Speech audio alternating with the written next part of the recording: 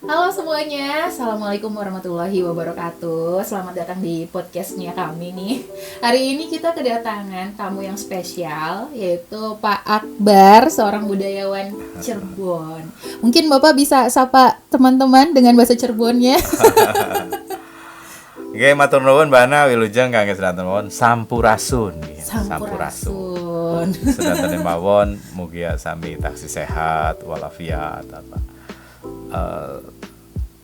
selalu beraktivitas yang kreatif dan sebagainya karena besok kiki artinya nanti di masa depan itu adalah zaman hanya milik orang-orang kreator.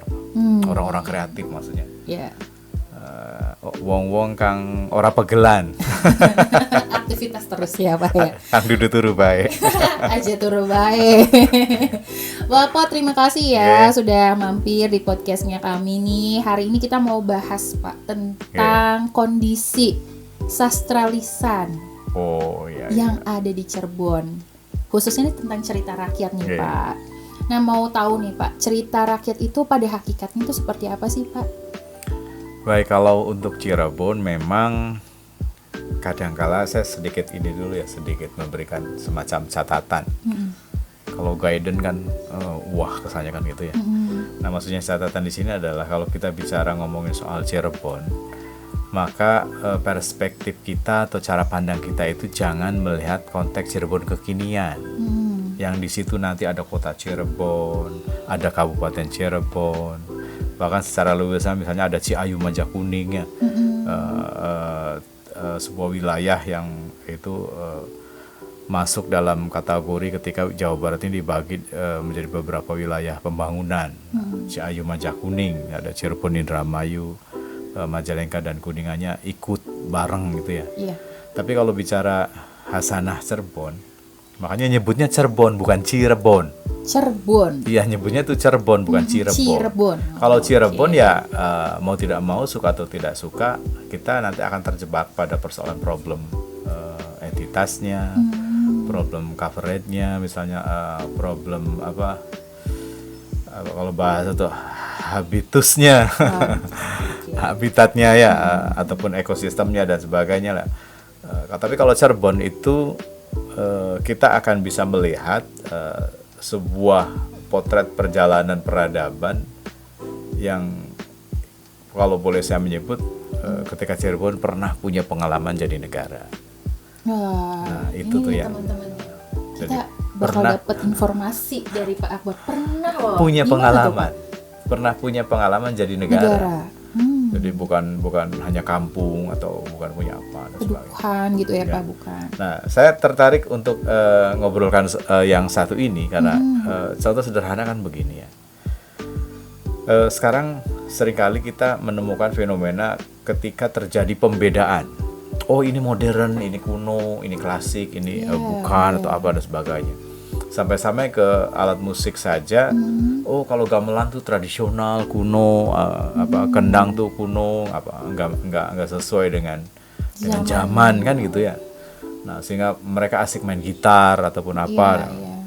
Tapi kalau kemudian kita tinjau orang-orang Eropa kalau dengar gitar mereka pasti senyum-senyum.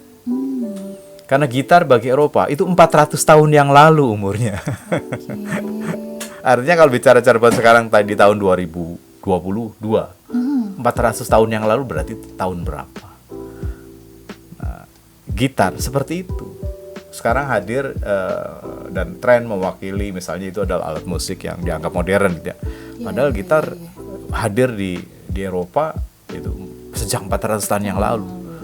Belum alat musik yang lainnya gitu ya. Semuanya serba lama. Nah, jadi ketika bicara misalnya di Cirebon punya cerita rakyat, Cirebon punya dongeng, Cirebon punya cerita, Cirebon punya kisah dan sebagainya. Legenda ya, hal yang legend gitu kan. Bagi saya itu sangat dimaklumi. Karena apa? Masa lalu Cirebon itu negara. Jadi negara itu pasti punya cerita, punya dongeng. Punya kisah-kisah yang heroik, bahkan pengkhianatan dan sebagainya itu. Ya namanya juga negara pasti punya cerita. Nah, dari Pak Akbar hari ini kita mau upgrade lagi pengetahuan kita teman-teman soal cerita rakyat yang kalian tahu apa aja coba. Ada banyak ya Pak, tapi kita mau tahu dari Pak Akbar ada apa aja. Tapi sebelum ke sana Pak Akbar, saya ingin tahu dulu cerita rakyat itu kan pada zamannya memang berkembang secara lisan, mengandalkan oral atau kelisanan. Ya. Sekarang mungkin banyak alih wahana yang sudah tersedia ya Pak ya. Mungkin Betul. dialih wahanakan menjadi drama, sudah dalam bentuk buku dan lain sebagainya. Nah, kalau pandangan dari Pak Akbar sendiri nih, bisakah kasih informasi ke kita bagaimana cerita rakyat pada zaman dahulu dan sekarang situasinya seperti apa? Apakah sudah dipertahankan, masih dekat dengan Masih ada, kolektifnya, masyarakatnya, atau janjian udah ada yang ditinggalkan nih Pak? Kalau saya melihat, semoga saja ini tidak terjadi ya. Cirebon tuh terancam hasanahnya itu ditinggal oleh pemiliknya sendiri, menjadi asing di rumahnya sendiri, menjadi terasing di wilayahnya sendiri, dan itu sangat berbahaya. Artinya banyak sekali kesenian-kesenian yang terancam punah, musnah, sementara kesenian ataupun hal-hal lainnya itu terkadang oleh Cirebon dijadikan sebagai media penyampai pesan, apakah lewat wayang, lewat sandiwara, lewat tunil, lewat masres gitu ya, atau lewat tarling. Betul, Kayak kisah-kisah Baridin Ratmina, Saida itu legend Saini, sekali, betul. atau Seruet Nyupang Kuntilanak, Kang Ato Ayame Ilang. Kemudian banyak sampai kisah-kisah pilunya kayak Saida Saini itu kan sampai akhirnya menjadi memori yang sangat asyik bagi masyarakatnya karena akhirnya menjadi legenda. Seolah-olah itu kisah nyata padahal itu misalnya rekaan atau buatan. Dan balik laginya media penyampai pesannya kalau di Cirebon kan banyak. Nah, cuma memang kembalinya misalnya begini, contoh kalau kita teliti ketika bicara kisah buaya putih misalnya gitu kan ya. Kalau buaya kan adanya di sungai. Nah, sekarang jadi pertanyaan, sungai mana yang ada buaya putihnya? Kan gitu. Ayo, di mana? Saya gara-gara dikabari bahwa sungainya itu ada buaya putih, sampai sekarang akhirnya terlambat belajar berenang. Gara-gara itu ya Pak. Padahal masa lalu saya sungainya masih ramah gitu ya. Tingkat pencemarannya tidak terlalu tinggi, tapi sekarang kan limbah macam-macam sudah masuk ke sungai itu. Betul. Nah, pada masa itu ya ada riwayat buaya putih, ada kalau misalnya wah ada buncul gitu tuh. Iya, buncul apa ya? Buaya muncul. Dan orang Cirebon Muncul. kan jago bikin singkatan-singkatan gitu. Nah, jadi dari mulai kisah buaya putih itu kan syarat makna dan syarat pesan. Kan itu lebih bersifat normatif dan pendekatan etik yang kemudian akhirnya berdampak pada mitos. Karena bagi saya ini mitos ya, kebenarannya masih bisa harus dilacak dan dikaji. Mitos seorang pangeran yang karena berperilaku buruk dalam kesehariannya misalnya, maka beliau berubah menjadi seekor buaya putih. Nah, itu salah satu ya singkatnya teman-teman, gambaran tentang salah satu cerita rakyat yang ada di Cirebon. Tapi itu baru gambaran aja ya Pak. Baru gambaran aja. Pak, tadi kembali lagi nih ke pertanyaan saya. Jadi apa sih Pak penyebabnya terjadinya pergeseran nih? Katanya tadi mulai ditinggalkan. Apa penyebabnya tuh Pak? Kalau saya melihat mau tidak mau, suka atau tidak suka, kita ini sekarang sedang bersaing, sedang berkompetisi dengan ilmu pengetahuan dan teknologi. Ilmu pengetahuan dan teknologi yang sejatinya ataupun seyogyanya itu dijadikan sebagai alat ya, alat oleh manusia dalam mencurahkan segala apa yang menjadi kebutuhan ataupun potensinya. Maka tiba-tiba karena misalnya terjebak pada kelalaian, kita kalah dengan teknologi. Nah, kita sadar saja sebetulnya ancaman terbesar sekarang ini adalah teknologi. Bisa dibayangkan kalau kemudian nanti yang mendongeng itu adalah robot-robot yang dikonstruk dari sebuah teknologi kecerdasan buatan, kecerdasan buatan yang sekarang dari sisi memori misalnya itu bisa diisi dengan beragam data. Artinya tidak menutup kemungkinan ke depan alat-alat bantu yang itu misalnya digunakan oleh manusia yang didukung dengan fasilitas kecerdasan buatan ini, ya mereka bisa ngedongeng, menggantikan peran orang tua atau ibu bapaknya gitu ya. Nah, mereka bisa bantu masak. Seperti yang ada. Jadi kalau dalam kisah-kisah masa lalu di dongeng itu kan mistis ya. Ketemu ikan itu dalam keadaan berduka atau apa udah ditolong, dan kemudian ikan itu menolong lagi dengan membantu memasak. Tadinya hanya dongeng. Nah, di Cirebon pun sama bahwa kisah-kisah menarik. Contoh misalnya kayak tadi kan misalnya Buaya Putih ya. Terus kalau di keratonnya lagi misalnya ada Kutakoson, misalnya ada tembok keliling keraton yang konon katanya dibangun dalam 1 malam. Nah, kita kalau lagi beres-beres rumah ya, itu kebayang berapa lamanya mereka bekerja. Nah, ini tembok seluruh keraton 1 malam. Ini keren banget kan? Kalau ibarat ranking tercepat membangun pasti Cirebon menang.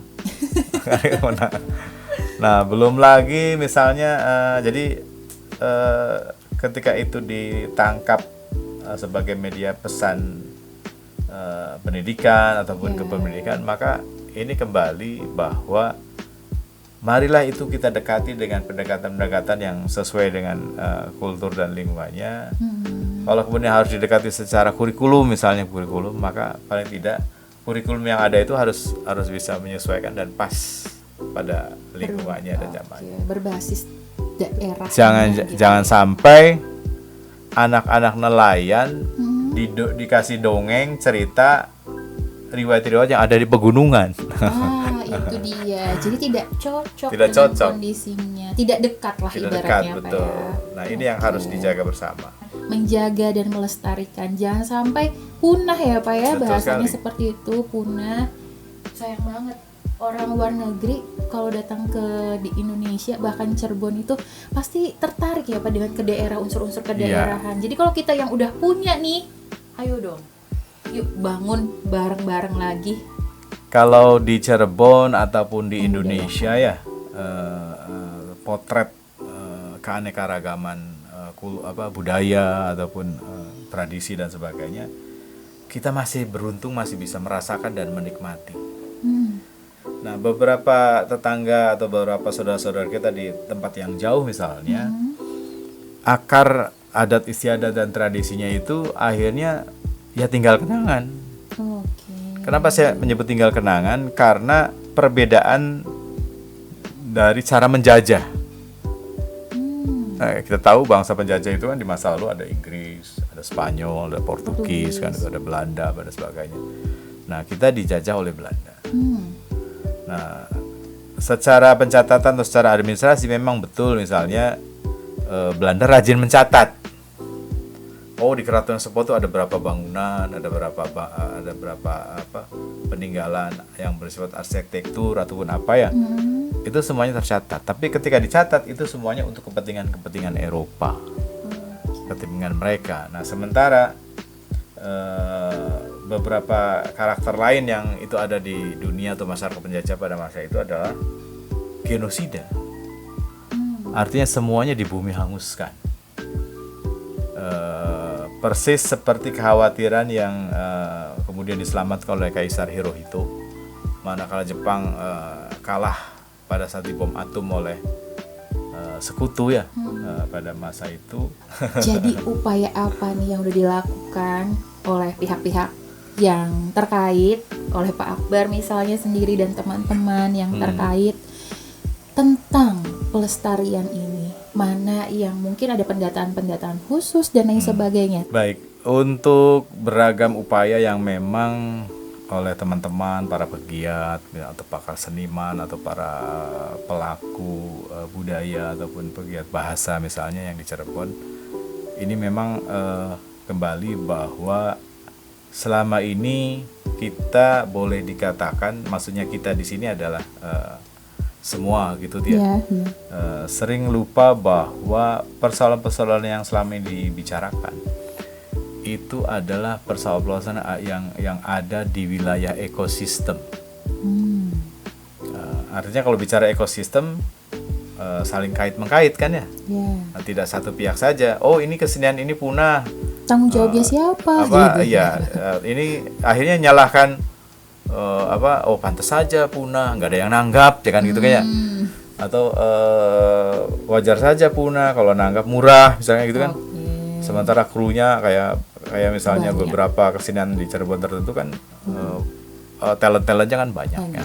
Artinya saya melihat dan teman-teman, apakah teman-teman yang masih berusia sangat muda gitu ya, atau sudah mendekati usia tua, atau sudah memasuki masa tua gitu ya. Ini menjadi menarik karena mereka punya pola-pola tertentu ataupun tersendiri dalam melakukan kerja-kerja pelestarian, kerja-kerja revitalisasi dan sebagainya.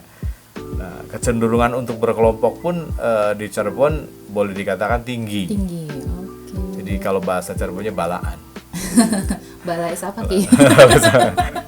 Nah, ada beberapa istilah yang itu sebetulnya bagi saya itu pas juga kalau disampaikan. Contoh misalnya begini. Ketika kita senang dengan tembang, yang senang dengan tembang, ya, maka mau tidak mau, suka atau tidak suka, kita harus paham dengan tembung. Tembung itu artinya kata. Nah, saya melihat alhamdulillah di Cirebon sudah mulai ada kemajuannya. Ada teman-teman muda yang konsen ke dunia sineas, ke film dan sebagainya. Bahkan di wilayah komunikasi informatika juga mereka banyak yang terjun ke sana. Tinggal kalau bagi saya, mari kita dekati semua ini dengan niat yang tulus dan tetap dengan semangat belajar dan menggali informasi, dan kemudian berani mengambil resiko yang memang itu harus kita hadapi bersama gitu. Baik, jadi teman-teman, ini ada pesan ya dari Pak Akbar. Ayo bersama-sama untuk kembali lagi menghidupkan, ya Pak ya. Betul sekali. Menghidupkan hal-hal yang sudah, ini bagian dari kita, kekayaan kita, jangan sampai nanti hilang, tinggal cerita aja. Betul, tinggal cerita. Aduh, sayang banget. Biar tidak tinggal cerita nih Pak. Ini pasti yang dengar mudah-mudahan banyak anak mudanya. Iya. Anak mudanya. Jadi Kan kalau tinggal cerita kan kayak buaya putih, nah, ya. itu. Terus kemudian adzan pitu. Ya. Terus betul. mitosnya Jalan Karanggetas. Karanggetas Bapak itu populer banget. Populer banget sampai betul nggak sih Pak? Iya. Orang lewat Ada jalan apa kan? Karanggetas itu, terutama pemimpin, bisa getas. Nah, ini langsung konfirmasi ke Pak Akbar yang sudah banyak tahu cerita-cerita yang apa ya Pak? Populer, berkembang di masyarakat Cirebon. Ini biar informasinya. Seperti apa kan? Nah gitu ya. iya betul. Biar Jadi memang informasinya tersampaikan ke anak-anak Memang sekarang. begini juga Mbak. Jadi kalau bicara Jalan Karanggetas ya, itu kan bentangan jalan yang membelah kota Cirebon dari utara ke selatan. Ya. Nah, mitos Karanggetas ini memang populer ketika itu menjadi media untuk mewadahi prinsip atau semangat juang yang dilakukan oleh Syekh Magelung Sakti atau Pangeran Magelung Sakti gitu ya. Ini memang awalnya lebih kepada kisah-kisah yang sederhana, ada sosok pangeran yang rambutnya panjang terurai, namun kemudian mengalami problem tidak bisa dipotong. Jadi terjurai terus gitu ya, terurai gitu. Tidak bisa dipotong. Nah, alhamdulillah itu bisa dipotong di Cirebon, khususnya kejadiannya kalau bicarakan ini kejadian persisnya itu konon katanya terjadi di wilayah sekitar Pamitran. Makanya di depannya itu ada nama Sukalila, sungai itu namanya Sukalila. Nah, Sukalila itu salah satu tembung ataupun kalau di istilah bahasa Sundanya kecap ya, kata di bahasa Sunda yang artinya bersedia mengakui sportif terhadap fakta yang ada di alam. Jadi keikhlasannya sudah sampai ke sana, jadi tidak dipolitisasi gitu ya. Nah, tapi fakta lain yang kemudian di luar konteks ini ya, ketika bicara Cirebon, maka muncul pula istilah yang dimaksud dengan Karanggetos. Nah, Karanggetos ini adalah kawasan yang tanahnya berlumpur.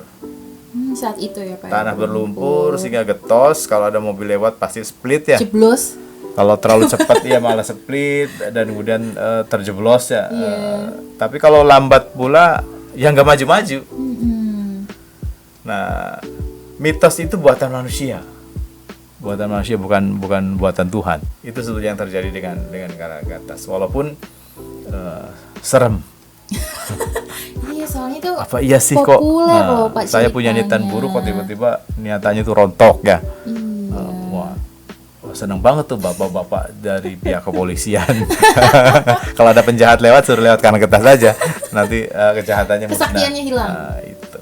Nah, berarti dari mulai ada panggilan Semagelung Sakti, yang kemudian rambutnya bisa dipangkas dipotong, gitu ya, oleh potong. siapa nih Pak? Yang motong itu Mbahku Cirebon. Nah, posisi kejadian itu diperkirakan konon katanya terjadi di daerah yang sekarang bernama Pamitran. Wah, ada bangunan tua kan ya Pak ya, di situ di sana, ya. di Pamitran itu ada bekas rumah sakit Oranye. Nah, itu kenapa nih Pak? Beliau yang bisa memangkas, bukan yang lain gitu. Jadi memang ini mungkin bagian dari takdir yang oleh Sunan Gunung Jati ya, yang mana pada masa itu alhamdulillah apa yang menjadi kebutuhan Syekh Maghlul Sakti bisa dikabulkan. Rambutnya yang selama ini rindu untuk dilepas itu bisa dipotong atau ditepas seperti itu. Oke, itu baru satu cerita. Karanggetos. Jadi kalau ditegaskan lagi nih Pak, kan konon kalau ada pemimpin-pemimpin yang curang, yang tidak amanah, lewat jalan situ bisa lengser. Itu udah ada buktinya atau belum Pak? Itu yang tadi kan kita mengenal itu sebagai yang mitos bersifat ya. mitologi itu kan kadang-kadang kita nyari-nyari ini sampel. Iya, itu dia. Sampai, udah ada sampelnya belum Bapak? Sampai ada penjajah buah-buahan ataupun apa. Yang paling hobi kita kan menikmati sampel. Jadi intinya gratis. teman-teman coba aja, sok mangga ke sana. Nah, ini baru satu cerita ya. Kita bakal pindah lagi Pak ke cerita lainnya, biar teman-teman yang lain juga tahu tentang azan pitu yang ada di Masjid Sang Cipta Rasa. Biasa dikumandangkan setiap hari Jumat oleh 7 muazin. Itu gimana Pak? Khas banget, cuman ada di Cirebon. Yang mau wisata ke Cirebon, kalian datang di hari Jumat dan bisa dengar azan yang dikumandangkan oleh 7 orang. Kisahnya gimana nih Pak kisahnya? Nah, kisah azan 7 pun akhirnya kembali ini pun terjebak pada mitos. Yang populer itu mitologi tentang atau kisah tentang gambaran Syekh Maghlul Sakti atau kalau di Masjid Agung Sang Cipta Rasa itu ada Menjangan Wulung ya. Kemudian ada Nyimas Pakungwati dan semuanya tokoh-tokoh yang memang hidup di masa itu. Tapi pada edisi spesial ini kalau saya diperkenankan ingin menyampaikan bahwa kisah azan 7 itu bukan berasal dari fenomena-fenomena yang bersifat tidak mendukung dengan dinamika atau progres yang dilakukan oleh alam. Maksudnya tidak mendukung itu begini, sikap tolong menolong, saling membantu, kebersamaan dan keutuhan serta kemanusiaan itu kan fitrahnya kita sebagai bangsa Indonesia kan seperti itu. Tapi pada masa itu ini tidak terjadi. Contoh, kalau bicara masjid ada pengurus masjid ya, ada ketua DKM dan sebagainya. Tapi jangan heran, jamaahnya pun jamaah tetap, jamaah yang setia itu pun juga ada. Dan ketika bicara azan 7, di samping mitos yang terlanjur sudah dikonsumsi publik ya kan, konon katanya ada racun Menjangan Wulung, mengganggu para jamaah dan sebagainya. Tapi karena pada masa lalu itu pun juga Cirebon termasuk kadar intelektual masyarakatnya juga sangat tinggi, maka akhirnya bisa menempatkan atau mempertahankan siapa dan siapanya ketika bicara manusia. Nah, ketika bicara konteks ayat 7, problem yang dihadapi oleh kita sekarang itu kan kembali dengan percepatan di bidang teknologi. Sekarang kalau pakai sistem recording saja, 7 musik box ya, pakai bukan pakai manusia. Nah itu kan pasti problem. Dan alhamdulillah saya termasuk yang ketemu dengan para pihak yang misalnya merekonstruksi kisah itu, membuat naskah cerita itu, dan juga pihak-pihak lain yang mungkin punya tafsir yang berbeda. Dan prinsipnya bagi saya kita menghormati itu semua. Ini adalah bagian dari hasanah yang itu menjadi warisan budaya kita akhirnya yang tak benda seperti itu. Nah, tapi teman-teman banyak sekali variasi cerita itu hasanah sekali kehasanahan karena kan disampaikan dari satu orang ke orang lain, dari mulut ke mulut kalau kita bilang, sehingga menyebabkan banyaknya versi dan itu tidak jadi masalah. Dan yang terakhir nih Bapak, saya ingin tahu cerita tentang tadi ya kalau buaya putih sudah.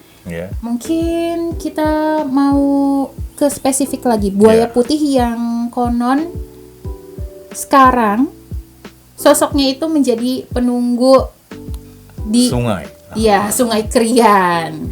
Itu ceritanya betul nggak sih Pak? Kalau berasal dari lingkungan salah satu keraton di Cirebon yang karena kebiasaannya makan gitu sambil tiduran, lalu seorang tersebut ya, pangeran tersebut pada akhirnya berubah menjadi buaya karena si ayahnya bilang, si rajanya itu bilang, jangan makan sambil tiduran karena nanti bisa seperti buaya. Akhirnya terbirit-biritlah si pangeran tersebut, ada sesuatu yang dirasakan di badannya, mencemplungkan diri apa itu? Menceburkan diri ke salah satu kolam. Tiba-tiba aja langsung tuh Pak berubah jadi buaya putih, dan setelah dewasa sekarang ada di Sungai Krian dan menjadi salah satu penunggu di situs ya Pak ya disebutnya, situs Lawang Sanga. Kalau saya menyimak yang tadi disampaikan ya Mbak Ana, jadi terkadang mitos-mitos itu juga diperlukan. Tetapi di sisi lain kita pun juga harus punya kontrol yang kuat terhadap mitos itu sendiri. Karena ketika ini dibiarkan, mitos-mitos itu tidak dikontrol dan kemudian menjadi problematika baru, seolah-olah mitos ini nyata.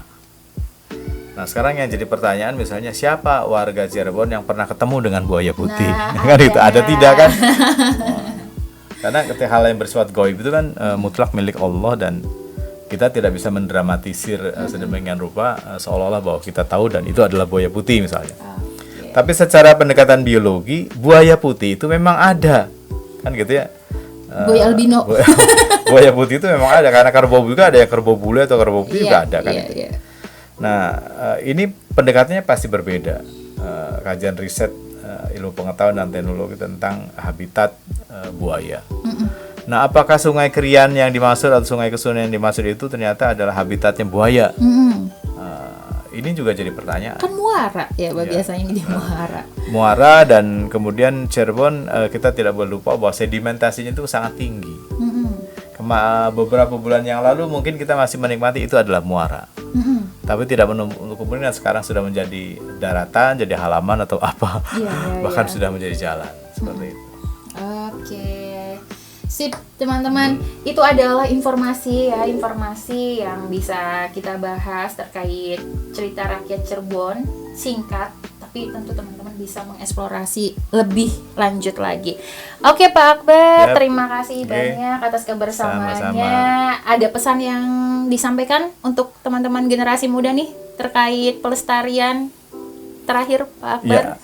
Yang jelas marilah kita berupaya dengan keras ya, menjaga dengan keras beragam hasanah yang merupakan warisan dari masa lalu itu. Dan saya melihatnya begini, masa depan kita itu tergantung dengan bagaimana kita sekarang dan bagaimana kita merespon masa lalu. Artinya jadikanlah masa lalu itu bukan ditaruh sebagai warisan seperti yang tadi disampaikan di awal ya, tapi sebagai pinjaman dari anak cucu kita nanti, sehingga budaya akan bisa dinikmati secara utuh sesuai dengan peristiwanya, apakah itu terjadi di masa lalu atau di masa sekarang. Itu Mbak. Terima kasih Pak Akbar sekali lagi. Teman-teman terus simak ya penjelasan tentang perkembangan Cirebon. Nanti mungkin ada part-part berikutnya juga. Oke, akhir kata kami akhiri. Terima kasih atas kebersamaannya. Jangan lupa untuk tetap melestarikan kebudayaan Cirebon. Wabillahi taufiq wal hidayah. Wassalamualaikum warahmatullahi wabarakatuh.